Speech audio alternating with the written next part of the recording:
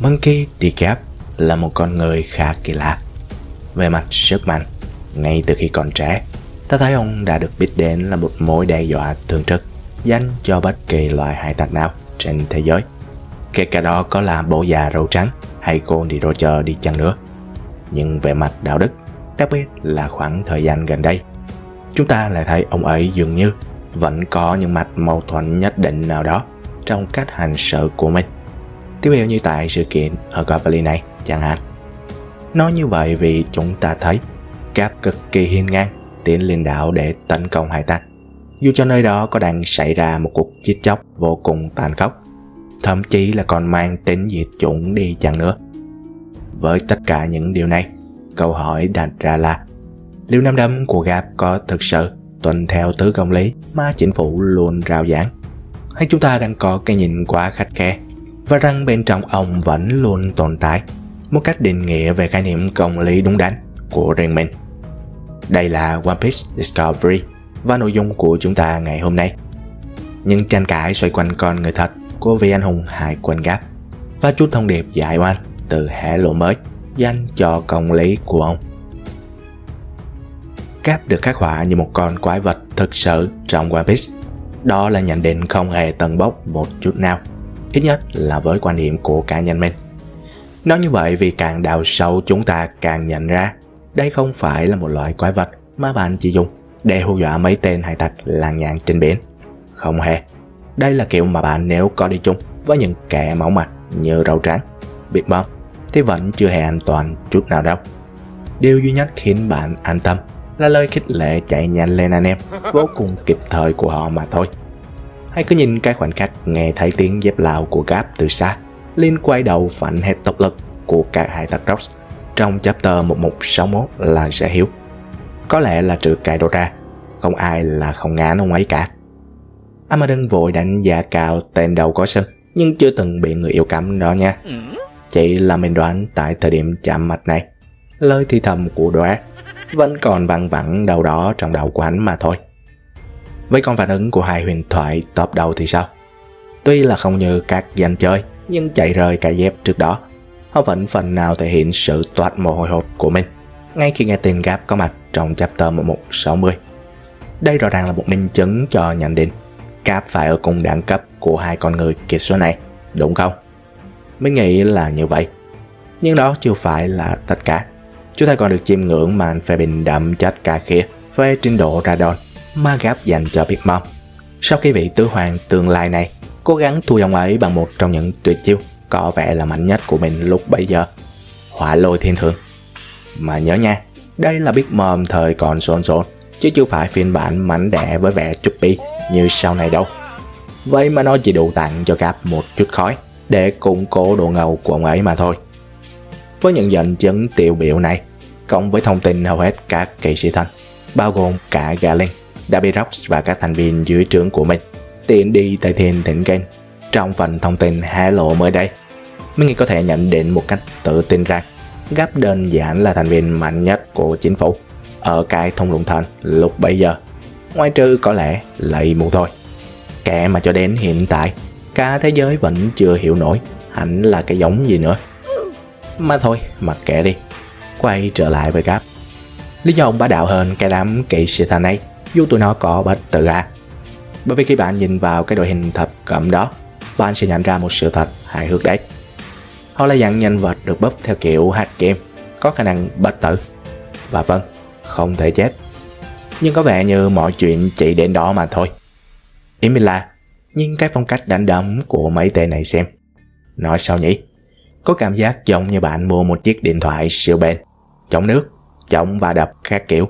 Nhưng tất cả những gì mà nó có thể làm là gọi điện vậy. Hết Satan bị đấm cho bay gần hết nửa cơ thể. Đến Summer vô tình đánh rơi mất cánh tay. Giờ cả Garlin cũng vậy. Bị Rock đập cho lên bờ xuống luôn. Dù cuối cùng vẫn hiên ngang nhận chức nhà vô địch giải đấu vào cuối game. Đó là còn chưa kể, bên cạnh Garlin, Rock còn phải đối đầu với những Davy đã hóa chao, là cha và bà của hắn, những người đã bị ảnh hưởng bởi sức mạnh của Imu đó nha. Ấy vậy mà Rock vẫn chém cho Garlin không trượt phách nào, thậm chí là còn bị gián đoạn khả năng bá đạo đó trong một khoảng thời gian. theo lời của chính hắn. Rồi cuối cùng Ford tiết can mà ngã xuống đất. Vậy nên có thể thấy tất cả các kỵ sĩ thần không phải là những chiến binh mạnh mẽ theo kiểu tay đôi khi so sánh với những ông kẹ như Gap hay Rox. Tất nhiên, mình không nói họ là trò đùa hay gì đâu, đừng hiểu lầm mình ở đây nha. Mình đưa ra tất cả những so sánh này là để nhấn mạnh rằng Gap và như đã thấy là cả Rox nữa phải được xếp vào một đẳng cấp khác. Chỉ vậy thôi. Tin nhắc về đám kỵ sĩ thần, mình nghĩ đây chính là lúc hoàn hảo để mổ xẻ vấn đề đạo đức lớn nhất mà mình dành cho Gap trong đoạn flashback God Valley. Bạn biết đấy, khi chứng kiến sự vô nhân đạo kinh hoàng diễn ra tại đó, những người đàn ông, phụ nữ, thậm chí là cả trẻ con vô tội bị Thiên Long Nhân đối xử như món đồ chơi rẻ tiền. Câu hỏi lớn nhất trỗi lên trong đầu mình là Gap đang làm cái quái gì vậy? Đến cả con trai ông, Dragon, con không chấp nhận được và bỏ đi làm cách mạng. Vậy con Gap thì sao? Ông ấy không thấy gì à? Hay ông nghĩ đám Thiên Long Nhân ra đảo là để tổ chức team building? Dù trước đó mình từng đưa ra giả thuyết rằng Gap đang cố gắng sửa chữa hệ thống từ bên trong như video này, nhưng nói thật là quan điểm đó dù có đúng thì vẫn chưa đủ để giải thích cho những gì đang diễn ra lúc này. Liệu la bàn đạo đức của Gap đang đặt ở đâu khi ông ấy rõ ràng là đang tích cực chống lưng cho hệ thống đó bằng cách chiến đấu bảo vệ cái đám Thiên Long Nhân thối nát tại đây? Tất nhiên, mình tin rằng trong tim Gap vẫn là người tốt. Ông được kính trọng và mình yêu nhân vật này. Nhưng công bằng mà nói, để phân tích, mình phải chỉ ra rằng Gap có thể tệ đến mức nào bằng những điều sau đây. Thứ nhất, sự đồng thuận khó hiểu. Chúng ta đều biết rằng Gap nhận thức rõ ràng về sự thối nát của Thiên Long Nhân. Sengoku từng thẳng thừng nói, một lý do ông ghét đề cập về sự kiện God Valley là vì ông tích cực bảo vệ chúng và lỡ hợp tác với một hải tặc như Roger. Điều diễn ra trong chapter 957 cho bạn nào đã quên. Tức là Gap dù không hề dành sự tôn trọng cho bất kỳ một tên Thiên Long Nhân nào, nhưng ông hoàn toàn ổn với việc chúng tồn tại, thậm chí có thể là ổn với việc bảo vệ chúng. Vì rõ ràng cho đến hiện tại, ông vẫn hoạt động như một hải quân chính hiệu, những kẻ nằm dưới sự kiểm soát của bọn đội nơi cầm đen ở Marijoa. Chưa hết, khi chapter 1096 ra mắt, chúng ta thấy ông thư giãn bên hồ bơi, tám chuyện với công về việc Thiên Long Nhân cướp Saki từ tay đám hải tặc. Như thầy Gap là ông chủ hàng xóm đang xem tin tức, chứ không phải hải quân vậy. Mình biết, có thể đó là vì Saki là một hải tặc, và chuyện một kẻ ngoài vòng pháp luật như cô ấy gặp nạn thì chẳng liên quan gì đến người bảo vệ công lý như ông ấy cả. Tuy nhiên, Gap hoàn toàn có thể suy ra gì đó từ sự kiện này đúng không? Ý mình là, nếu với một hải tặc mạnh mẽ như vậy mà cái đám khốn nạn đó còn có thể bắt cóc, với con dân thường thì sao? Chúng hoàn toàn có thể bắt không chỉ một người, mà thậm chí là cả một quốc gia, nếu thực sự có ý đồ đó đúng không? Nhưng những gì mà chúng ta thấy là đã và đang diễn ra với God Valley hiện tại. Nói tóm lại, Gap giống như một ông chú suốt ngày chửi quán phở ở đầu ngõ bán mắt, nhưng sáng nào cũng ra ăn, lại còn xin thêm ít nước lèo vậy. Thứ hai, hội chứng không biết gì hết vẫn làm tốt hơn. Nhiều người từng nghĩ, mấy anh lính hải quân nghèo khổ này chắc là không biết cái quái gì đâu. Nhưng bạn sai rồi. Thông qua những gì đã diễn ra ở Arc SS và hiện tại là God Valley, có vẻ như đô đốc và phó đô đốc, thậm chí là phần nào đó hải quân, dường như biết nhiều về hoạt động nội bộ của chính phủ hơn chúng ta nghĩ. Họ thấy ngũ lão biến hình, họ chứng kiến và góp phần vào cuộc tàn sát. Họ thậm chí còn phụ trách nhốt và canh giữ Saki, một món quà dành cho kỵ sĩ thần, dù biết rõ cô ấy không tự nguyện bị như vậy. Lần duy nhất họ ngạc nhiên là khi chứng kiến tận mắt cái cách mà thuật đen tối thật sự xảy ra. Thậm chí, trong chapter 957, một hải quân trẻ còn ngây thơ thắc mắc về Gap rằng tại sao ông ấy lại có vấn đề với việc giúp Thiên Long Nhân? Đó là việc của họ mà. Điều này cho thấy có một sự tệ não khá là mạnh đã diễn ra trong đầu của thế hệ hiện tại, và thật khó để có thể thay đổi nó. Dù là vậy, dường như chúng ta cũng không thể trách họ được, vì như lời Duffy từng nói, kẻ thắng mới là công lý mà, đúng không?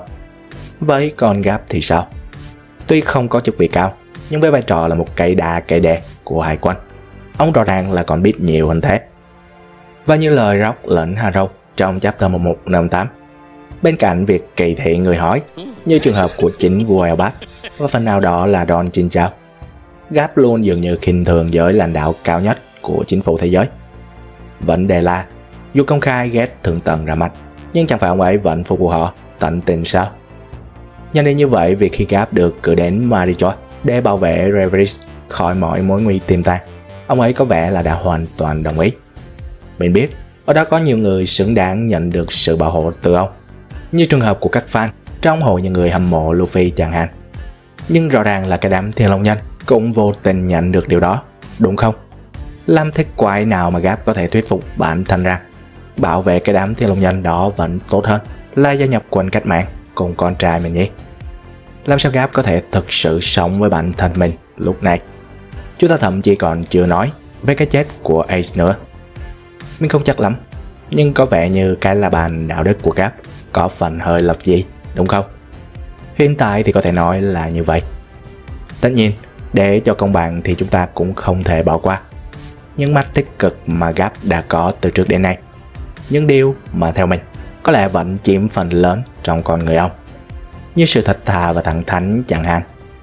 Bạn thấy đấy, Garp luôn là người tích cực thách thức và đặt câu hỏi thẳng thắn về chính phủ thế giới.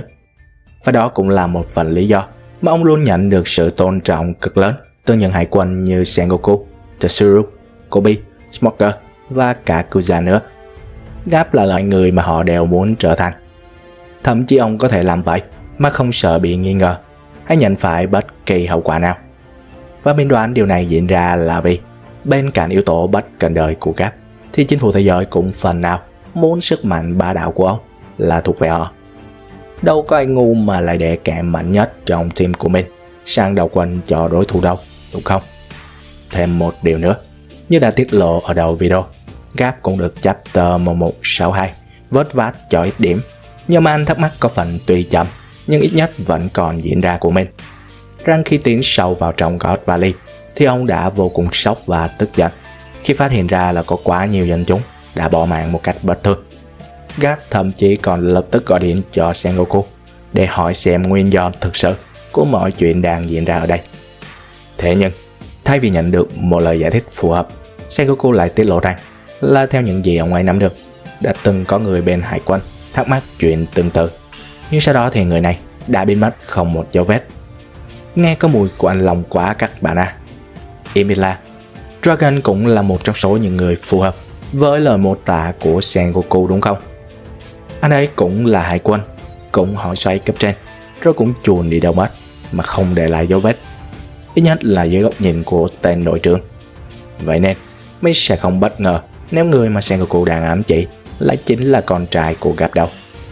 Tuy nhiên, nếu điều này là thật, câu hỏi đặt ra là liệu Sengoku có biết người đó là Dragon không? Mình không nghĩ là nếu tên đội trưởng đó có báo cáo thì hắn sẽ không nói cho ông ấy biết rằng Dragon đã bỏ trốn. Vì bạn biết đấy, anh ta là con trai của một trong những hải quân nổi tiếng nhất mà, đúng không? Hay Garp không cho mọi người biết rằng Dragon là con trai ông và ông thầm đưa cậu ấy vào như một người bình thường để tăng tính tự lực cánh sinh cho thằng nhóc. Một phong cách rèn luyện có phần hơi khắt khe mà chúng ta đã từng được thấy phần nào thông qua Luffy.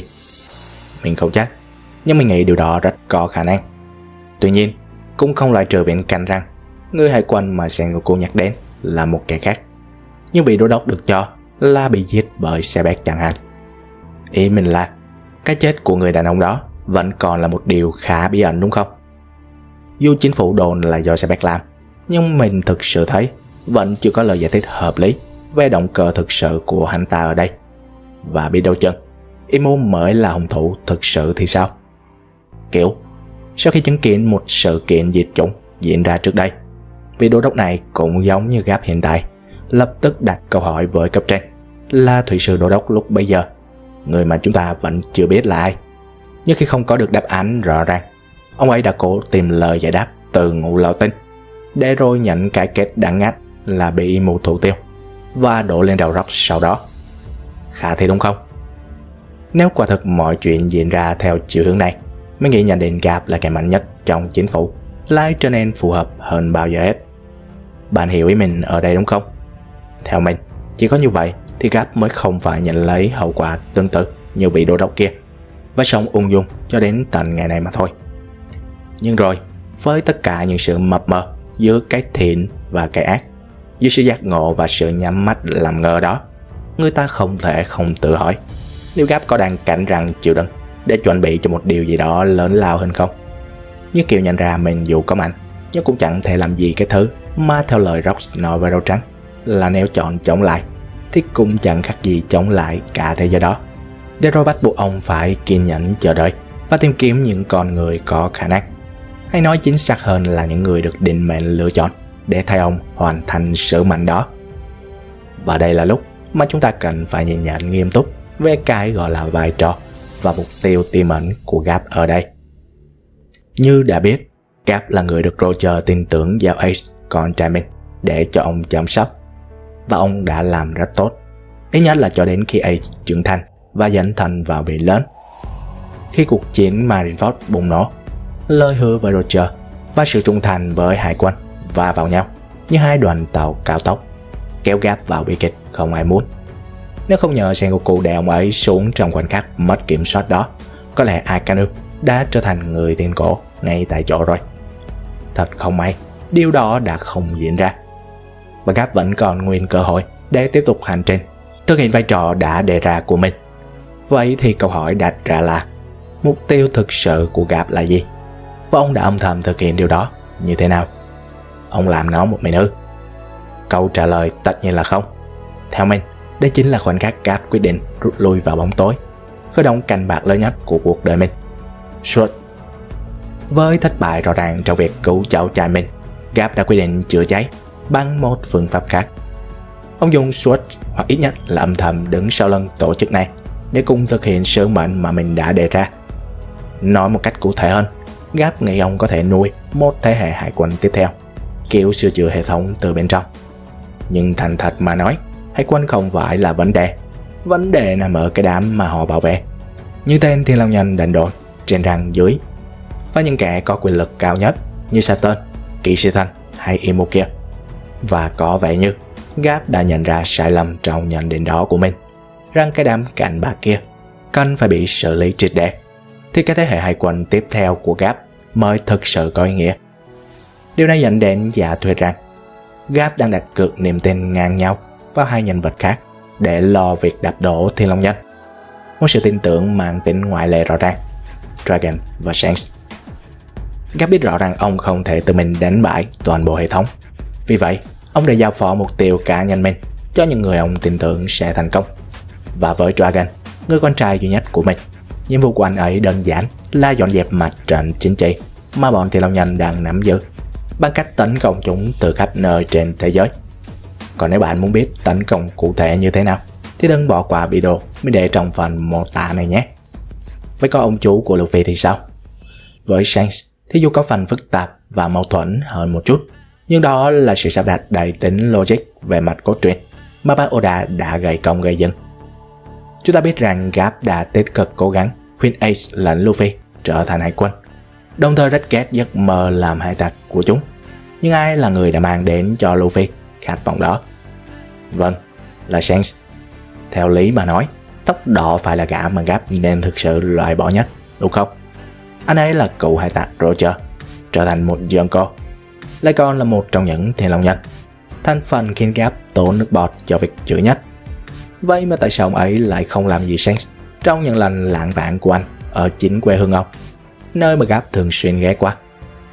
Hay đó là vì ông ấy thực sự có ý tưởng về những gì mà Shanks đang cố gắng thực hiện ở đây, như bên cạnh việc tán Makino thì còn là nhiệm vụ tìm ra Nika chẳng hạn. Nói như vậy vì phần đáng ngạc nhiên nhất của God Valley với mình là thực tế rằng Dragon mới thực sự là người cứu một Shanks trẻ tuổi. Đây là lựa chọn rất cố ý, và mình nghĩ rằng Shanks đang được sử dụng không chỉ như một chất xúc tác cho Dragon trở thành lãnh đạo của quân cách mạng, mà còn như một công cụ để mối quan hệ của Shanks và Gap được thay đổi trong câu chuyện nữa. Dragon mạo hiểm trên mạng sống của mình, suýt chết dưới tay Murphy ở đây để cứu Shanks và Shamrock. Và mình đoán rằng một khi Gap biết được những gì con trai mình thực sự đã làm và ai là người mà anh ấy đã cố gắng cứu, thì điều đó sẽ định hình tại sao Gap lại có quan điểm tích cực về Shanks ở thời điểm hiện tại. Mình nghĩ ông ấy sẽ kiểu Tên hải tặc này được nuôi dưỡng bởi Roger nên không giống như cha hắn, Garlin, hay anh trai hắn, Shamrock chẳng hạn, dù với kỳ sự tình này thì còn chưa chắc lắm. Nhưng rõ ràng, Shanks giống như một minh chứng sống rằng hải tặc tốt là tồn tại và họ hoàn toàn có thể được sử dụng như những công cụ mang đến điều tích cực cho tương lai. Chưa dừng lại ở đó, sự xuất hiện của Shanks còn khẳng định rằng sự tối rửa không nằm ở gen, nhưng là nằm ở hệ thống mà Thiên Long Nhân tạo ra, cách thức quyền lực mà Dragon cũng đang ngày đêm quyết tâm phá hủy. Và với tất cả những dẫn chứng trên, cho đến hiện tại, mình có thể nhận định sơ bộ về cái ý tưởng của Garp như sau. Garp không chỉ là một anh hùng trên chiến trường, mà còn là người đang âm thầm gieo mầm cho thế hệ hải quân mới. Những con người đủ bản lĩnh để nhận ra ai mới thật sự đứng về phía chính nghĩa, như Dragon, Shanks hay Luffy chẳng hạn. Và họ sẽ là lực lượng song hành, sẵn sàng sát cánh cùng những kẻ dám lật đổ Thiên Long Nhân đó, để xây dựng một kỷ nguyên công lý đúng nghĩa. Điều mà chính Garp, dù vĩ đại đến đâu, cũng không thể làm một mình. Bạn nghĩ sao về những quan điểm này?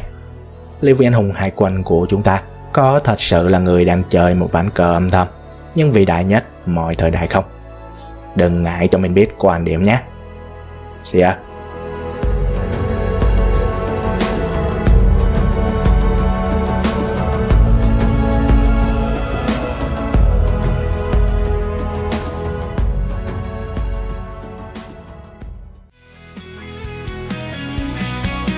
Đừng quên bấm ngay nút like và subscribe kênh để có thể theo dõi những video mới của mình dễ dàng hơn nhé.